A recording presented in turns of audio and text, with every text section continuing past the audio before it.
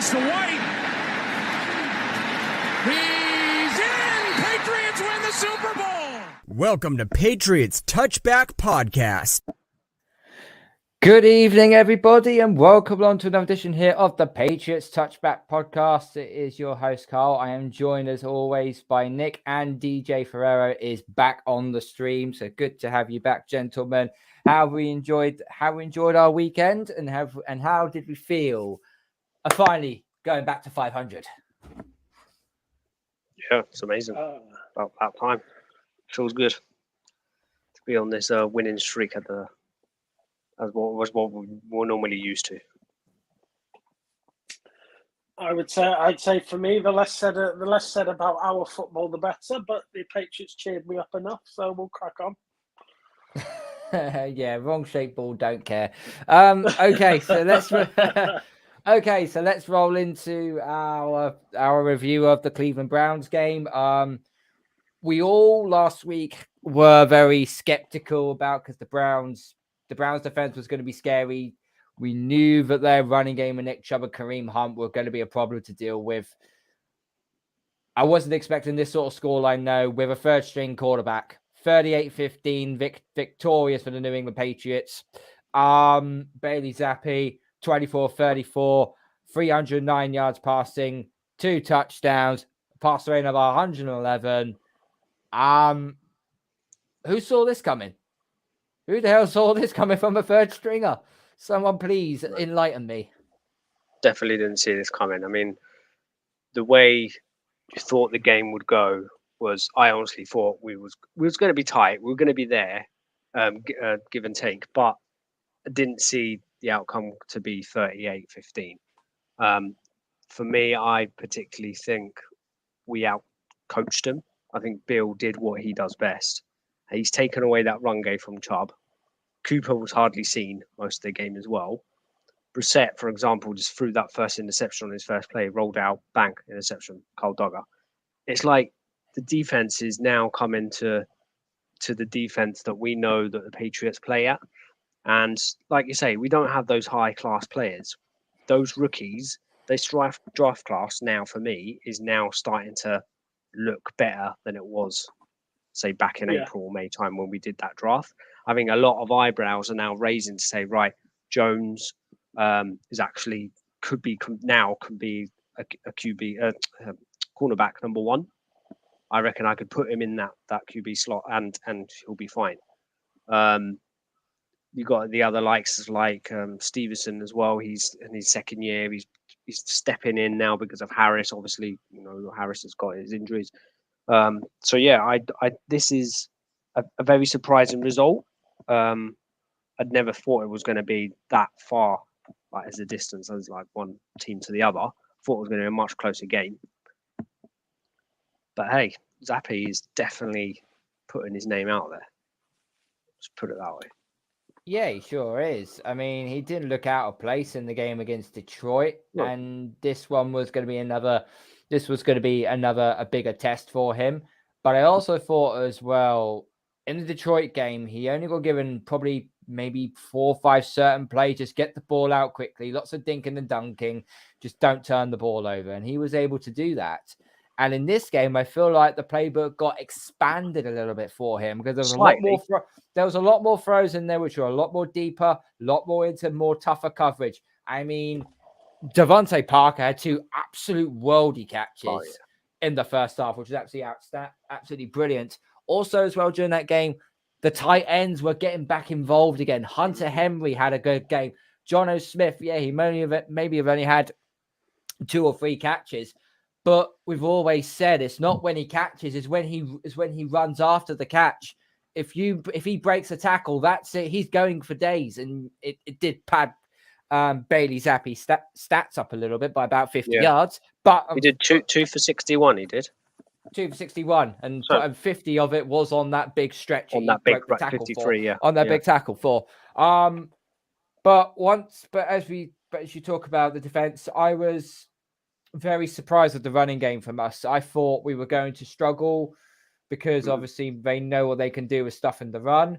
But Ramondre Stevenson had another good game. I think nowhere near the yardage he had last week. I think it was around about 82 yards or 81 yards. I think he had during that game against the Browns. But again, Ramondre Stevenson is one of those guys who can be the cowbell back. And I personally think we didn't miss Harris that much.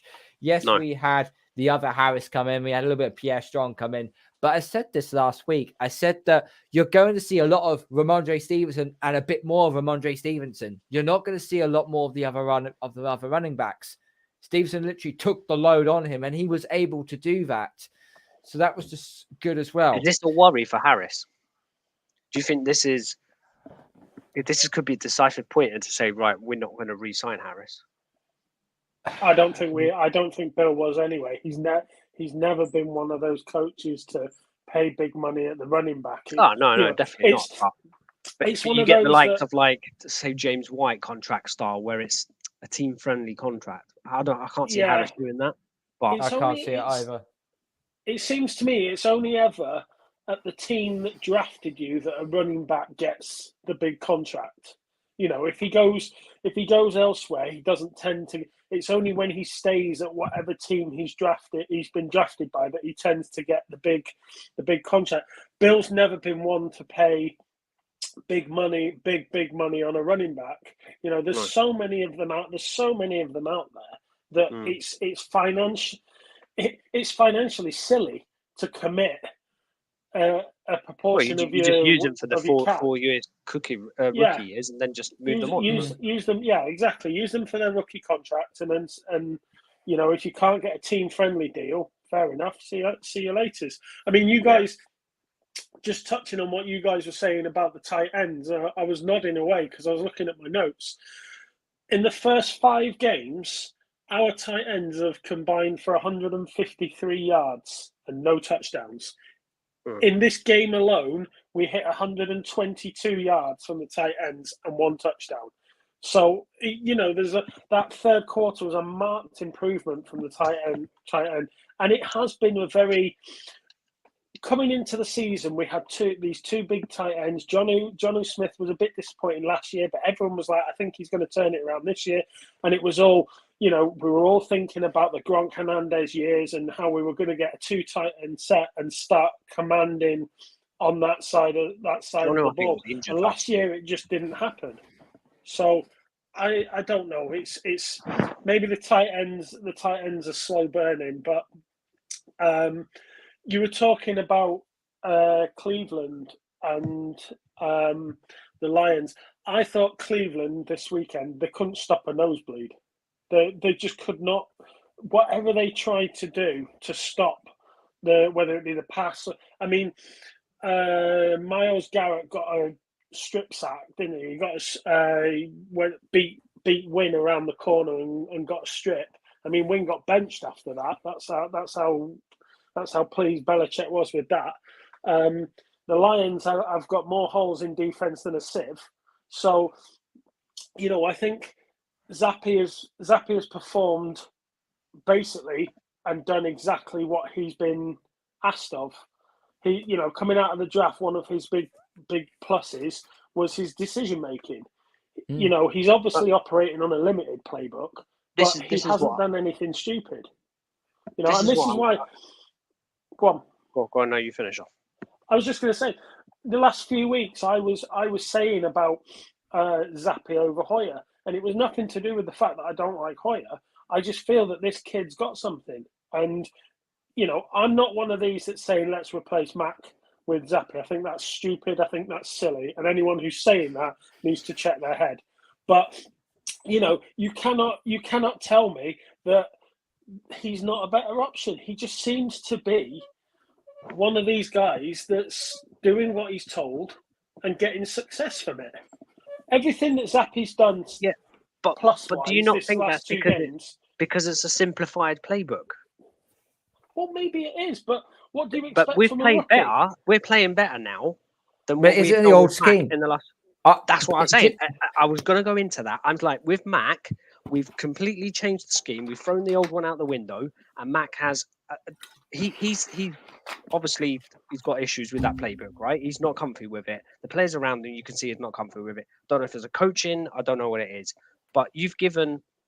I reckon it's an old scheme playbook, the simplified one, the one that Brady probably used to have, but a much simpler version. You've gave it to Zappe, and Zappe's gone in and gone bam, bam, bang.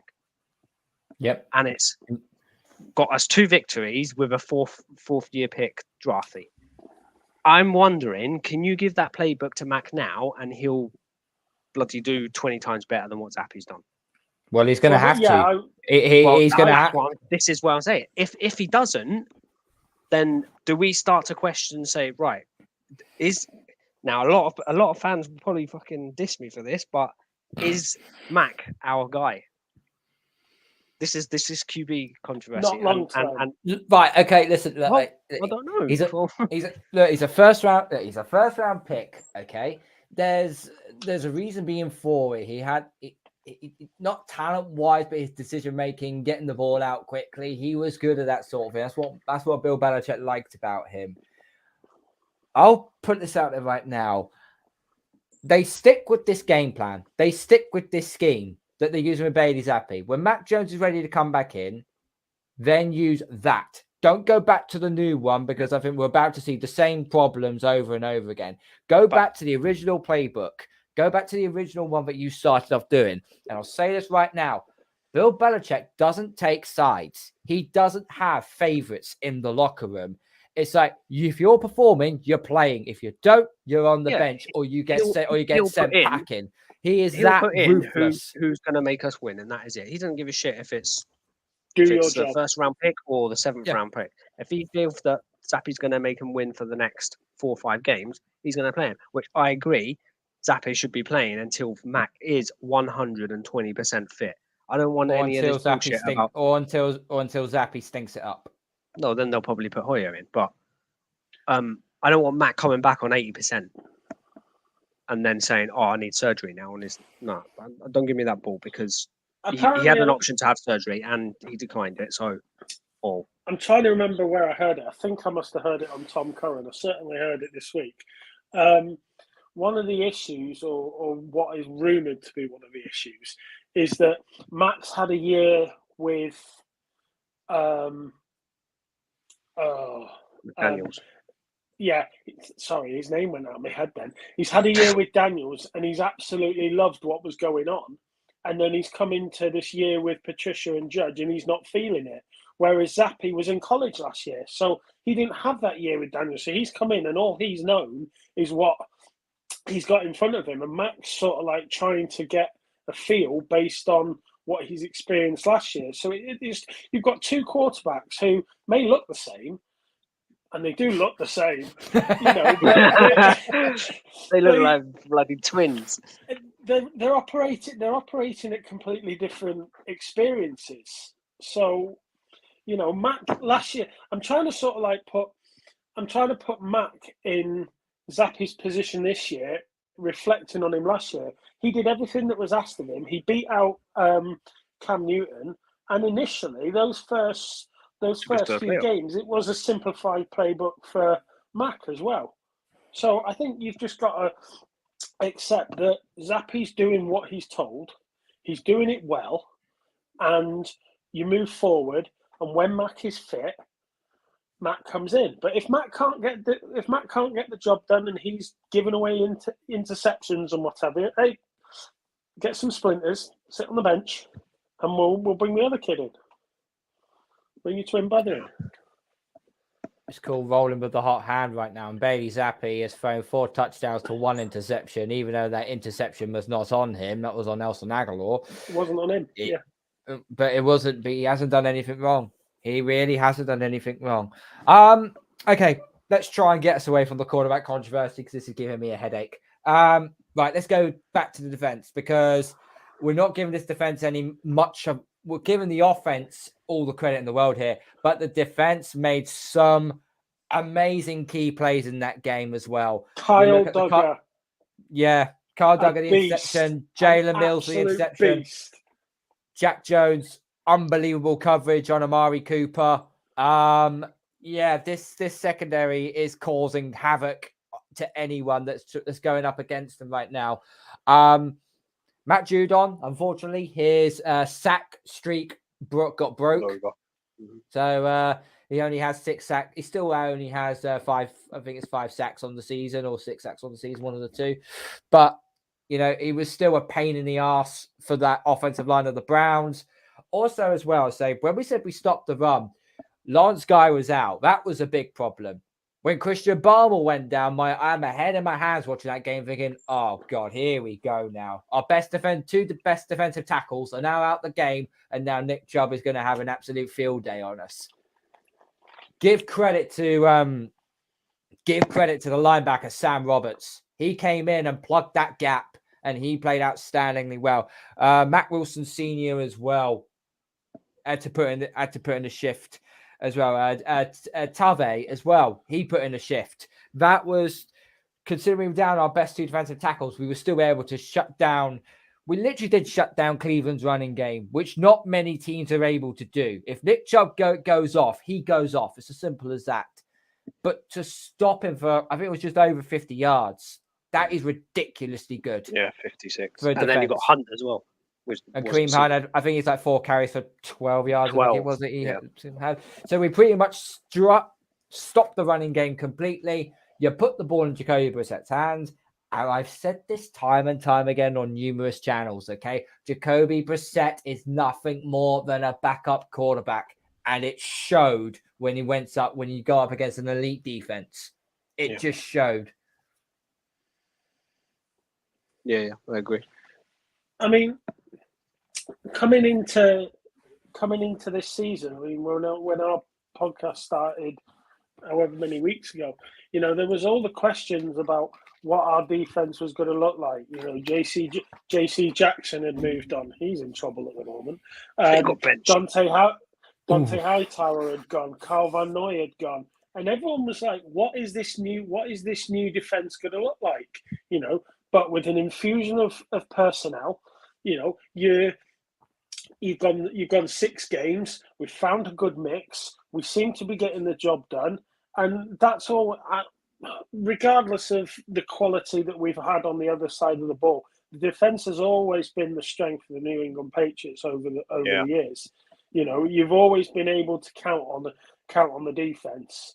You go back to what's considered one of the most boring Super Bowls. When we beat the Rams. That was a defensive display for the ages.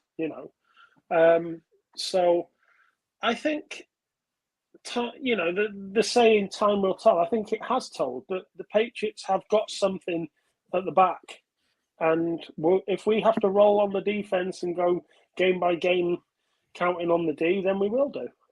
Yeah, well, if you say you've got 15 points, you ask any coach, would you accept 15 points?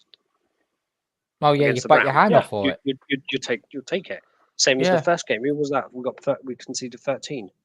What was it, against the Dolphins? Was it? Yeah, the Dolphins beat us by 20. The Dolphins beat us 20, but one of those was a strip off the quarterback. Strip sack fumble. Yeah. And then so obviously against then the Steelers we gave up 13. So you'll take that any day in a heartbeat against anyone. So the defense, I reckon, is doing its job and it's doing something. And we do rely on the defense too much. It's going to get to the point where the defense will be like, well, what the fuck? I mean, there's only so much we can really do. The offense needs to step up, which this week, in reality, it has. It's banged 38 points against the Browns. Another point out as well. I read it somewhere. I can't remember where, but did I not read Jennings had the highest snap player in defense this week? He did. Out of the blue. I didn't even know he was fit or anything like that. I just read it from somewhere. I saw a stat. Yeah, like, Anthony Jennings pretty much nearly played every single down. Let me just see. Crazy. He got half a sack. He got half a sack as well. Yeah, half a sack. That was with that was probably joined with Wilson as well on that play. But no. Go back to the offense as well. Thornton, massive player, man. That kid, he's going to be turning into someone. Well, all this talk, all this lambasting I got from other people saying, "Oh, he's nothing more than another John Ross." Yeah, John Ross can't do what Tyquan Thornton did. The jet sweep. I've been waiting for a fast player of ours to finally do a jet sweep motion. I don't know. Didn't know whether or not Tyquan Thornton was just running that fast, or the Browns were in slow motion. I don't know, he was but fast. it was ridiculous. You were watching on time speed. It was basically go that. And obviously the first touchdown he had, crisp route running, and well done for Bailey Zappe for moving in the pocket to recorrect himself to get the throw out. That was spot on. But no, it was a real sort of game. I don't want to put a down on this, okay? But there was a couple of complaints, okay? Obviously, we had the number of injuries. Obviously, Cody Davis is now done for the rest of the season. He's now on, he's tore his ACL during that game. So we wish him all the best. Nick will go through the transactions after we deal with this little bit. We had a couple, obviously Christian Barr went down. We had another couple of niggles to the defense as well, but they should be okay for Monday Night Football. But the biggest problem I have, this is unpatriotic like when you're at week 6. Penalties. Too many penalties. I think it was 12 penalties for 92 yards. That's not good. Isaiah Wynn, once again, another false start penalty. He did give up the sack as well on Bailey Zappe. The sooner we bench that guy permanently, the better. Well, here's the thing. Zappe got sacked twice during that game. As soon as Wynn came out and Marcus Cannon went in, didn't give up a sack.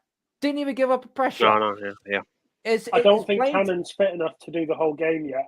He's only come. So I don't think he can last. I don't think he can last the full game yet. So I think he's just building his fitness up. I think that's why you see him Win still playing.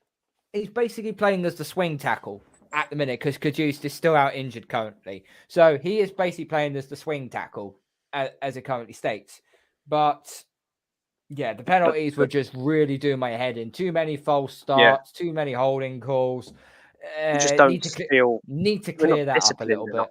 We're not disciplined enough on that on those flags, on those penalties.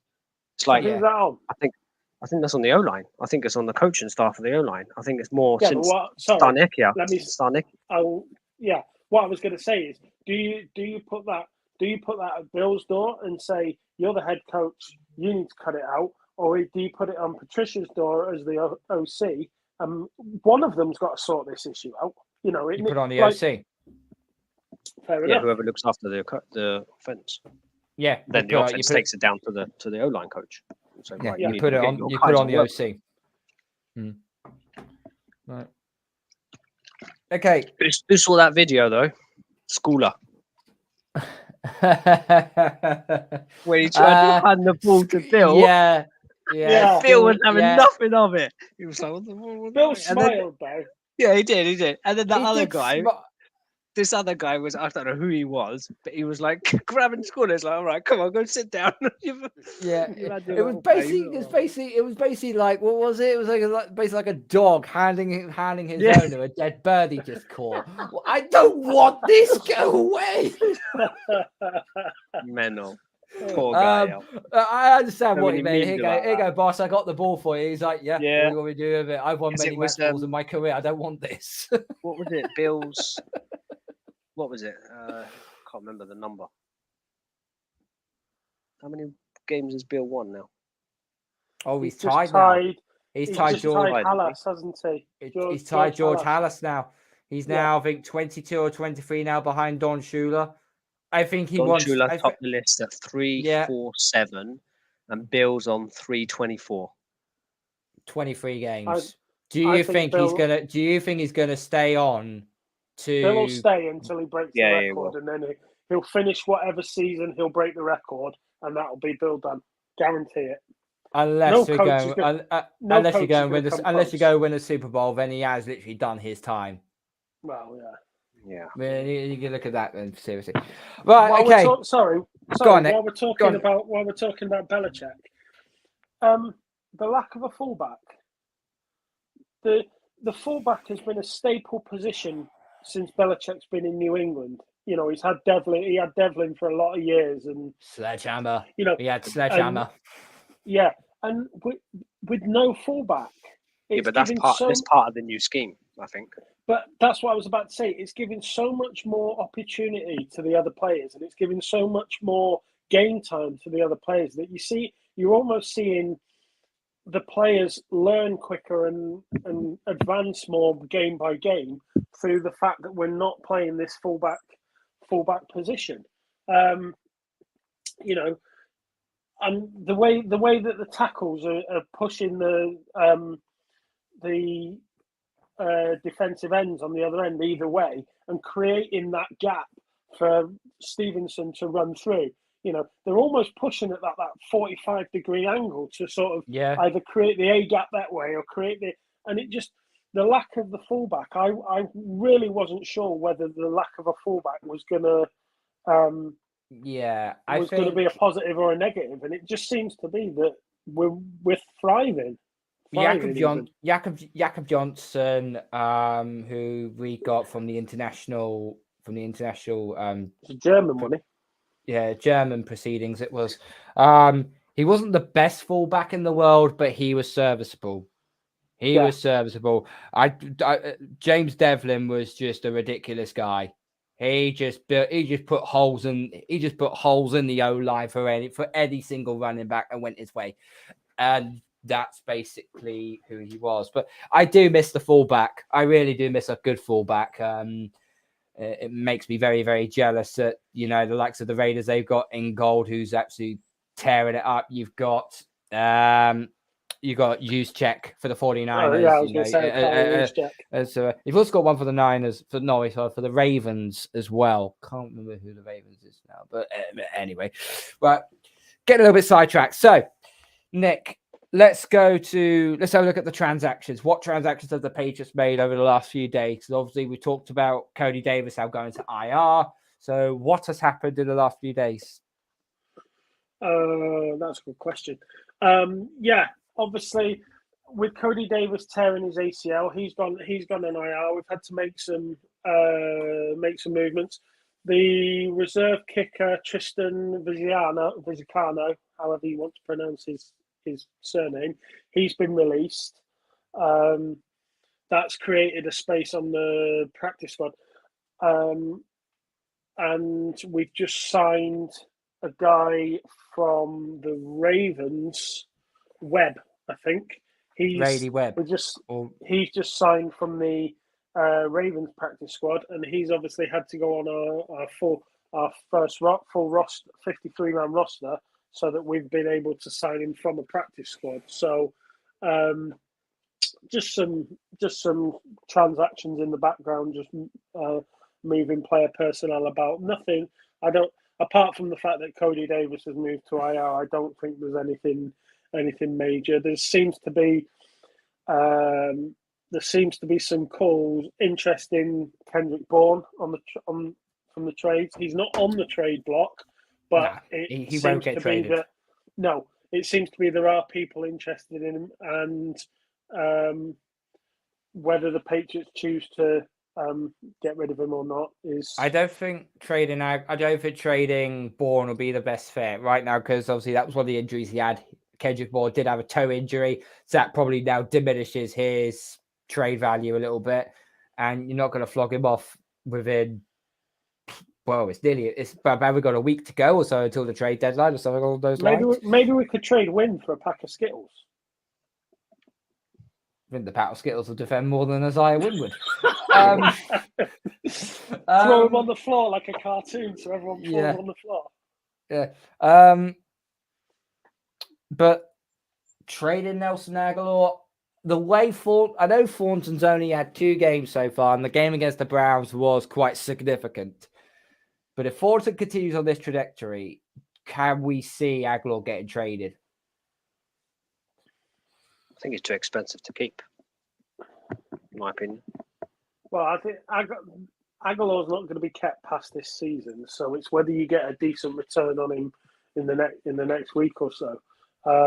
Again, apart from the Jags, we've got the most cap space next year. No, it's not the Jags. It's somebody else. Bears.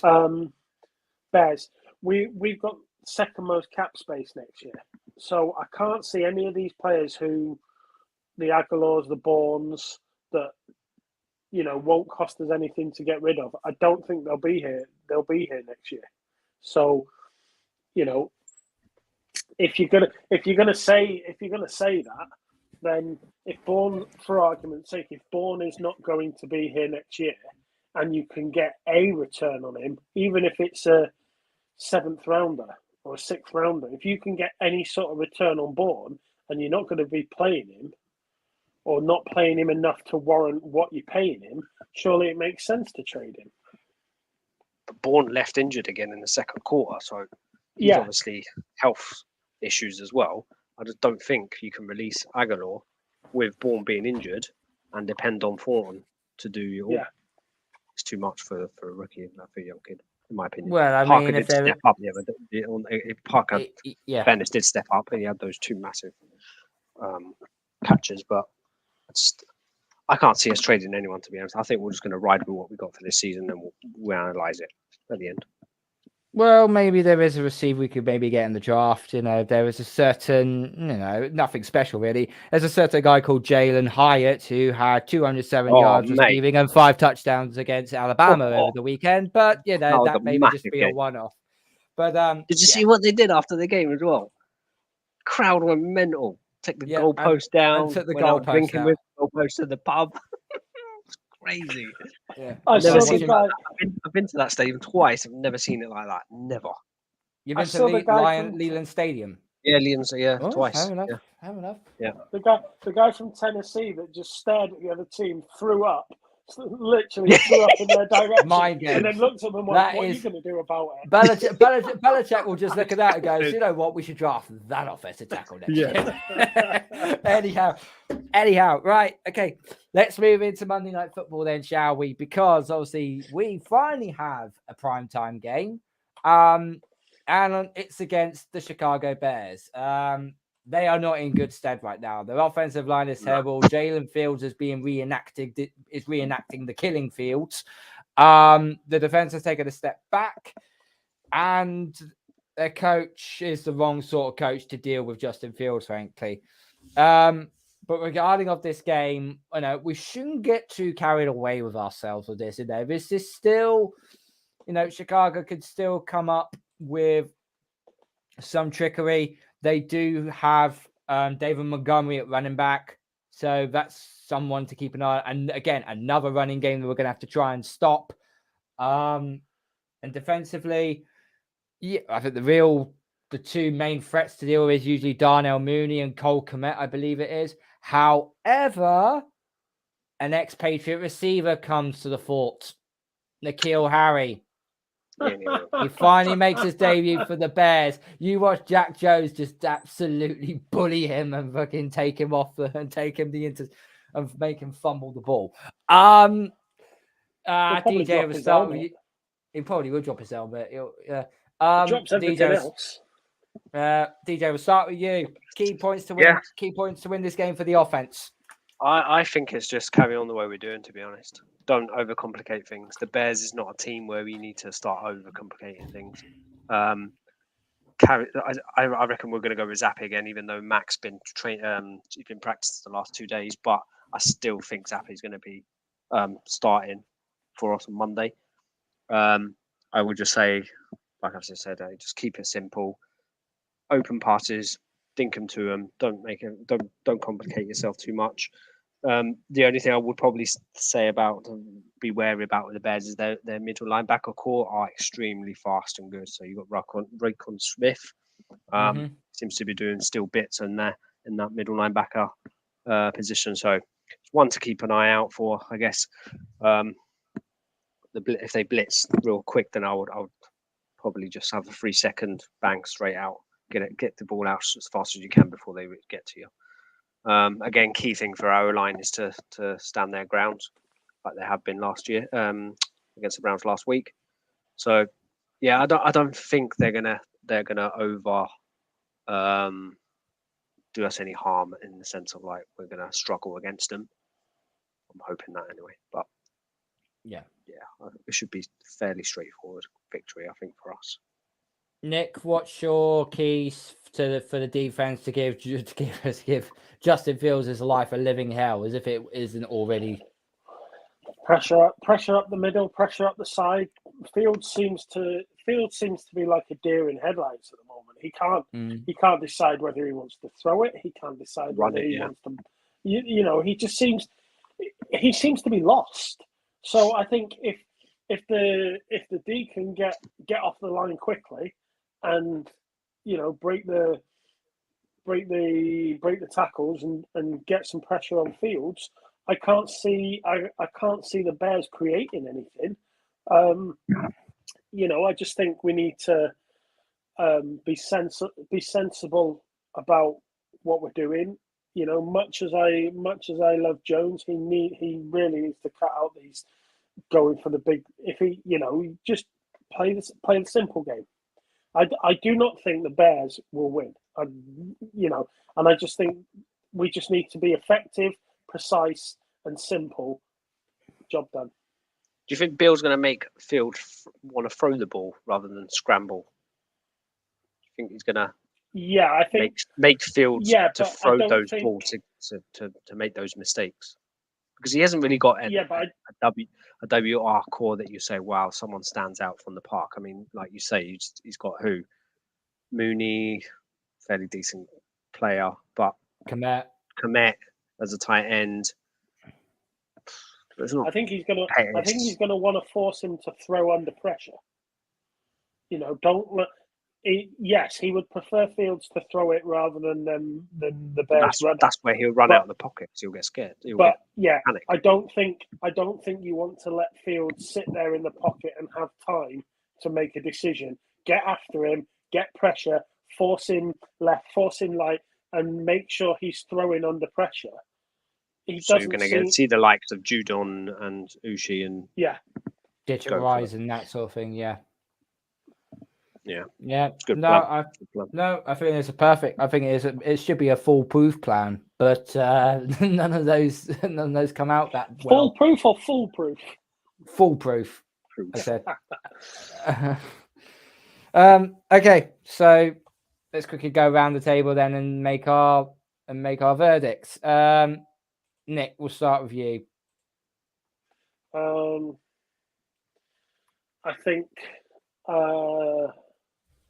I think we'll win.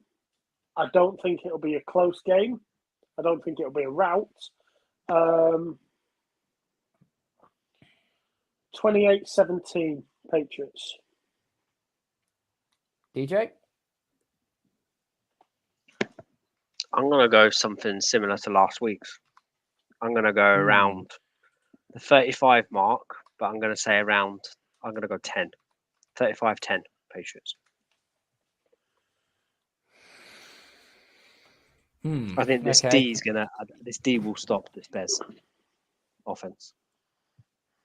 I'm going to say 34-16. I'm going 34-16, I think. I think the Bears will get a touchdown. I think the Bears will get a touchdown on us, but I still think this defense is going to just destroy Justin Fields. I really honestly do. And, as long as Zappe doesn't turn the ball over and just make correct reads, we should have this game won and we should be 4-3. And our little soft little bit of schedule will roll along nicely. Yeah. Okay. Nick, it is now time for our hot pick sixes of the week. So, what happened last week? Who got the most points? And or did Eddie get any points for that matter? Three players tied on 9. Three guys tied on 9. 2 guys tied on 7, and 1 guy at the back on 5. Tell me, Luke was at the back. Luke was not at the back. Luke was one of the leaders. God damn it. He was setting the pace. No way. He's always boasting that he doesn't do very well, so I thought. He's been absent the last couple of weeks. Henrik was back at the back with 5. DJ and I were on the 7s, and then Karl, Luke, and Ollie all had 9. Hey, I'll take that. I'll take that. My lone wolf position in the Bengals Saints game, where I backed the only one to back the Saints, didn't do me a favour. Didn't score any points that game. So this lone wolf. They had no receivers, man. They had no receivers. No Landry, no Olave, no Michael Thomas. They still put 26 points on the Bengals, but still. Anything else of major note? Ollie was 3 points off a perfect game in the Giants. If he'd gone 3 points higher on the Giants, he picked 21-20. If he'd gone 24-20, he'd have got the perfect 5. Close, really close. I guess you're still the only one that takes the full 5 in a game, and you were at that game as well. So yeah. No, everyone was consistent across all 6 games. Picked up, apart from me, who didn't pick up points in 2 games. So I got all 7 off 4 games, because 2 games I didn't win any points at all. Everyone was consistent enough to be just picking up a few points here, a few points there. So as we've just gone through week 6 and we haven't had an update of late. At the back, after 6 weeks, at the back we have Ollie on 36, 1 ahead, got DJ on 37, 1 ahead of that, Henrik on 38, 1 ahead of that, Luke on 39, and then there's a little jump to the two big names. Karl's on 43, but setting the pace, moi at 49. So, no comment on who's organising all that. I haven't missed a game week yet. No lie. So... I've not seen this spreadsheet not once. So I don't know what the fuck's going on in the spreadsheet. What formulas you've been doing, mate? I don't know. Well, Mr. Excel guru. Last week, the top scored in the other one last week got 45 quid. Can't complain at that. So. Oh yeah, you said, didn't you? You mentioned it. You see. I think. So. Nice. So what have you got in stored for us this week then? Bloody cheerleaders. So got the pom-poms out. Oh no. We'll move to cheerleaders later on in the season when we're struggling for subjects. Right. So week 7. The Chicago Bears at the New England Patriots. You guys have given me scores already. So yeah. I need the team with the most passing attempts. Okay. Bears or Patriots? Patriots. And your other one is an over or under of 3.5 on rushing touchdowns.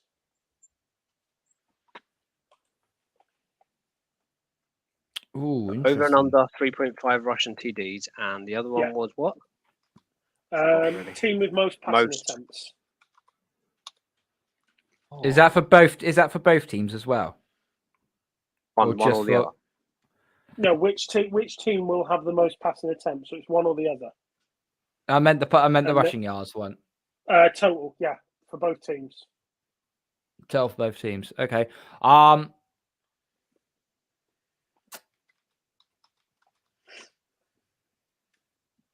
I'm going to say under 3.5 rushing touchdowns in the Pats game.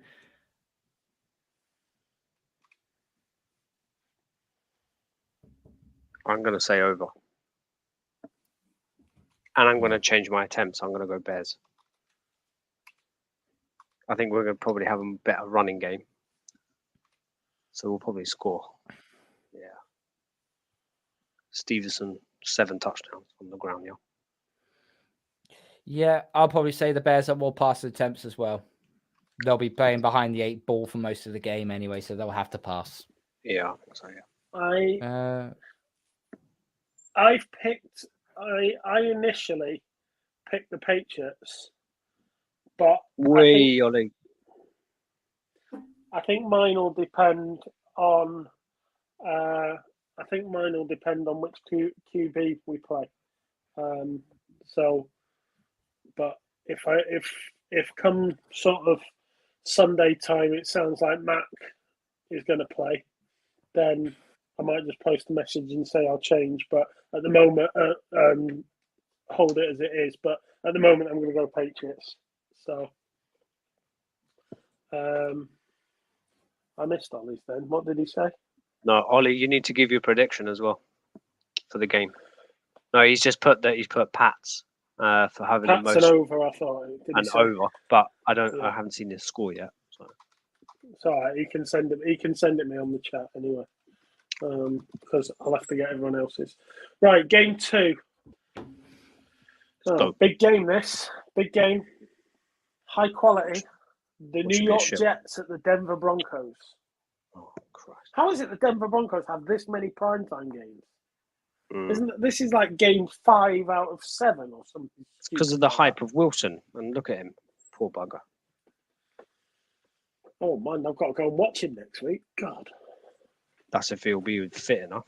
He might be out for the rest of the season. Ollie's put the score for the Patriots 32-17. He said, "Good lad."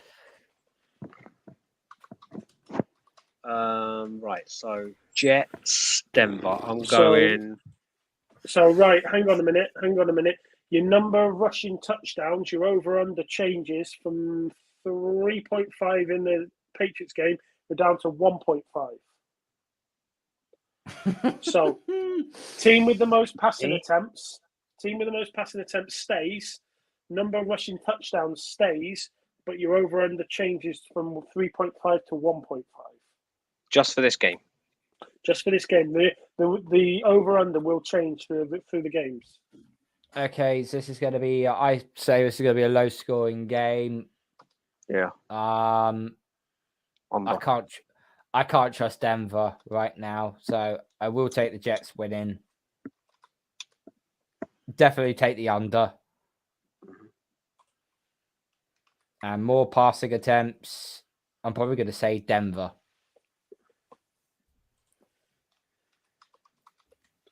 You got a score for me?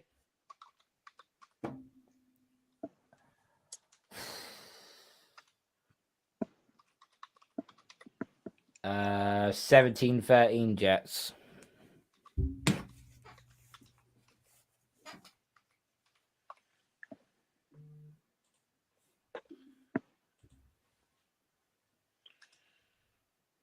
DJ? I'm going to go Jets 21, Broncos 13. I've gone 2013 Jets. You going Jets or on the passing yards? I'm going to go under. And I'll go Broncos.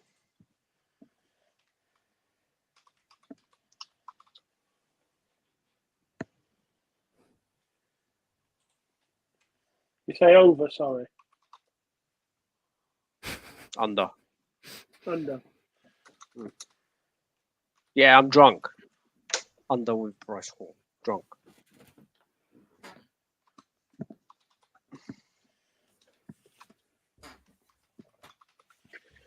Right. Game 3.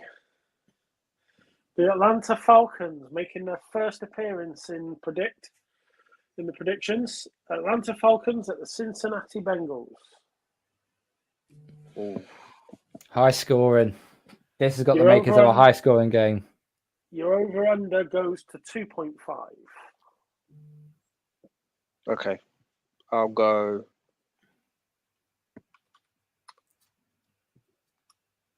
I'm going Bengals over.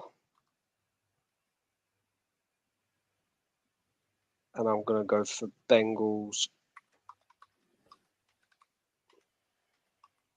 28.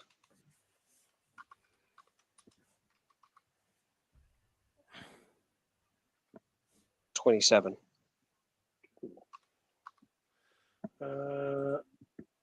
I've got Cincinnati winning 27-20.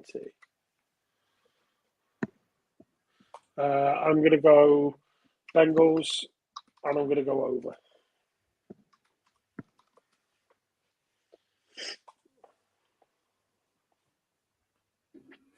I'm taking Bengals to win 35-28.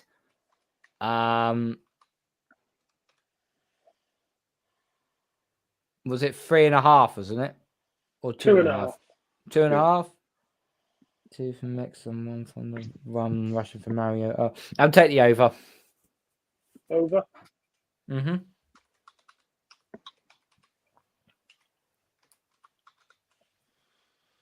Okie dokie. Right. Game 4. The Indianapolis Colts at the Tennessee Titans. Your rushing touchdown number over under moves to 4.5.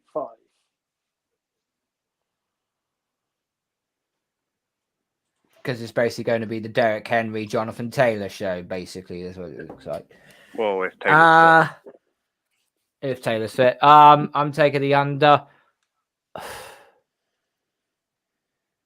I'm going to put my faith in the Colts one last time.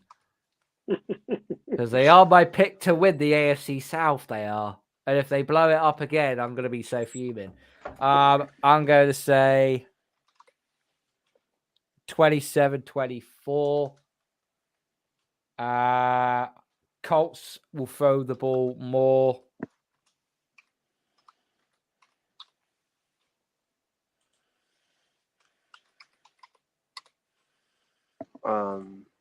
I'm going. I'm probably going to, yeah, I'll probably take. Did I say the over the under on the Russian TDs? I've got you saying under, but if you want to change it. Under, yeah. No, under's fine. Yeah, I'm going under. I'm going Titans to throw it more.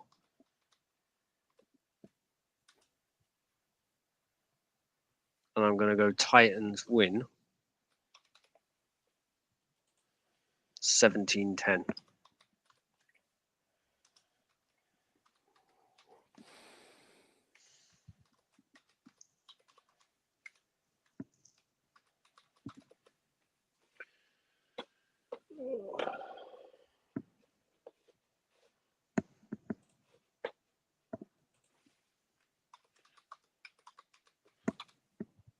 Right, let me just make sure I got all that. DJ, Tennessee 17-10, Titans and under, is that right? Yeah. Karl 27-24, Colts and under, yeah? Yeah. Okay. I've gone 27-21, Colts and under. Game 5, the Houston Texans at the Las Vegas Raiders. Rubbish games you're picking this week. Yeah. I know they're great, not great. I'm trying to sort of make sure I've got Do you at least just everyone put them in a picked pot once. and just pick them out and say, oh, yeah, that one. Yeah, this one. And we've got some buys this week, so I'm fairly limited. So your over-under has dropped to 1.5. 1.5? 1.5. Okay. Running. Oh, right. Okay. Right. Well, I'm probably going to say the Raiders win this 27-20. I think Houston are going to throw the ball more. But I'm going to take the over on the rushing touchdowns because Josh Jacobs is playing like a man on possessed at the minute. And this Damian Pierce guy who came out of nowhere looks to be quite decent.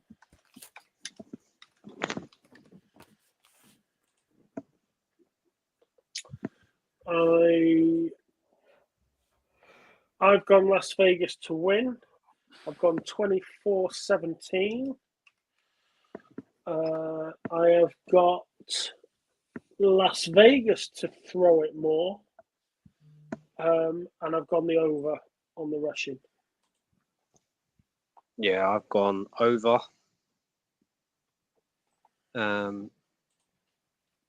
Raiders to throw it more. And Raiders to win 31-24.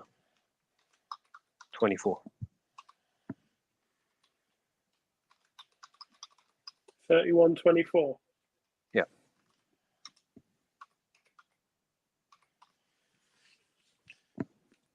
Okay. Right. As we move into Game 6, the Kansas City Chiefs at the San Francisco 49ers. Well, at least you've ended this one on a high note. Your over-under moves to 2.5.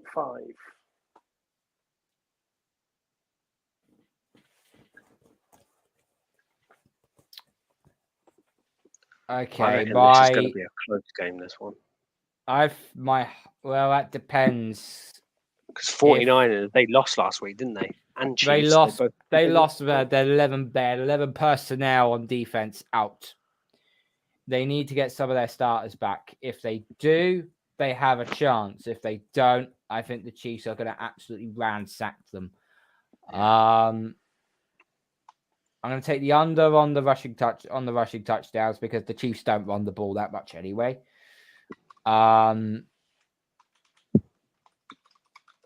My host on the Shank Club NFL isn't going to like me for saying this, but the Chiefs win this.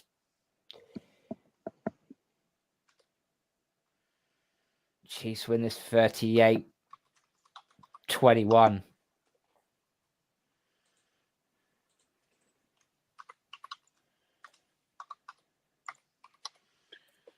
And Chiefs will throw the ball more. Chiefs will throw the ball more. Yes, but DJ?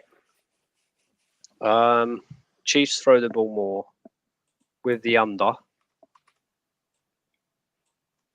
28-28.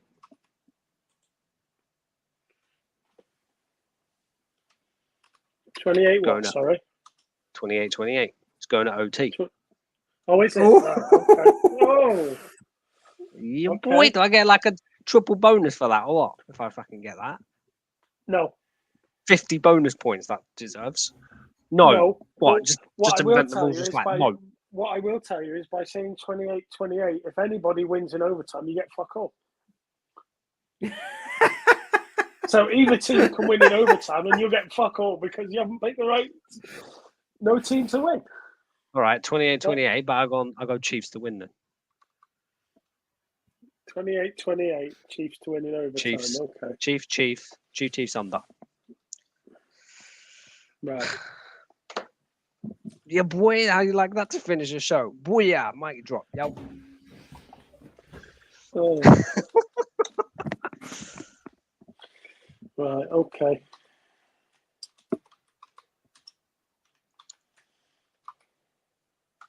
Probably won't see you in the next 4 months. All right.